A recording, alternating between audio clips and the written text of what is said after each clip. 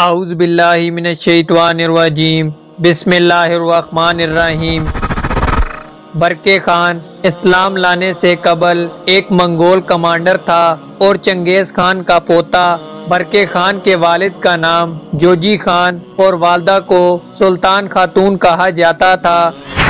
برقع خان کی تربیت میں اس کی والدہ کا بہت ہاتھ تھا۔ برقع خان کی والدہ ایک رحم دل عورت تھی، اس لیے اس نے برقع خان کی تربیت بھی انہی اصولوں پر کی تھی۔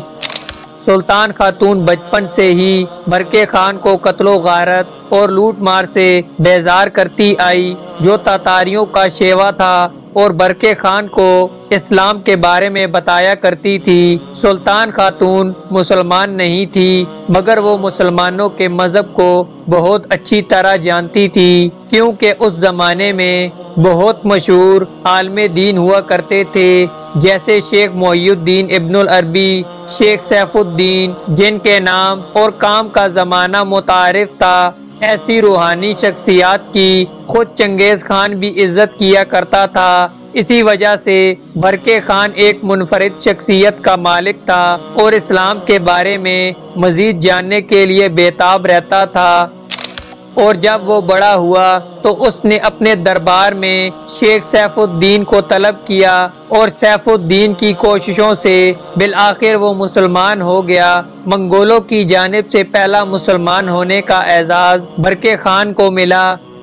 مسلمان ہونے کے بعد اس نے بیبریس کو خط لکھا اور اپنی حمایت کا یقین دلایا۔ ایسا ہی ایک خط اس نے ارطغرل غازی کو لکھا اور اپنے تعاون کا یقین دلایا۔ برقع خان کے مسلمان ہونے پر جہاں عالم اسلام میں خوشی منائی گئی، وہاں ہی ہلاکو خان اور سلیبیوں، جن کا آپس میں اتحاد بھی تھا، ان کو شدید دھچکا پہنچا اور یہ ایک دوسرے کے دشمن ہو گئے۔ جب سلطان بیبرس نے ہلاکو کے لشکر کو عین جالوت پر شکست دی، وہیں اسے اپنے لشکر کی شکست کی اطلاع ملی۔ جرگے سے فارغ ہو کر ہلاکو نے اپنے ساتھ 3 لاکھ کا لشکر لیا اور بیبرس سے انتقام کے مصر کو تباہ کرنے کے بعد حجاز مقدس جا کر مقدس مقامات پر حملہ کرنا تھا، جو اللہ کو منظور نہیں تھا۔ جس وقت وہ سفر میں تھا اور مصر کے پاس پہنچنے والا تھا، تبھی پہاڑوں کے اوپر سے برقع خان اپنی فوج کے ساتھ نمودار ہوا۔ اس سے قبل بیبرس نے تمام مصر اور حجاز مقدس خط لکھ کر برقع خان کے لیے خصوصی دعاؤں کا اہتمام کرنے کی درخواست کی۔ برقع خان وہ واحد ہیرو ہے جس کے لیے عالم اسلام میں سب سے زیادہ دعائیں کی گئی۔ ہلاکو خان نے جب برقع خان کو آتے ہوئے دیکھا تو پہلے وہ حیران ہو گیا، لیکن جلد ہی اسے سخت مزاحمت کا سامنا کرنا پڑا۔ ہلاکو خان کی فوج ذرا دیر میں ہی سنبھل گئی اور برقع خان کی فوج کو دھکیلنے میں کامیاب رہی، مگر یہ عارضی پیش قدمی ثابت ہوئی۔ چونکہ سردیوں کا سخت ترین موسم عروج پر تھا، اس لیے چاروں جانب برف جمی ہوئی تھی۔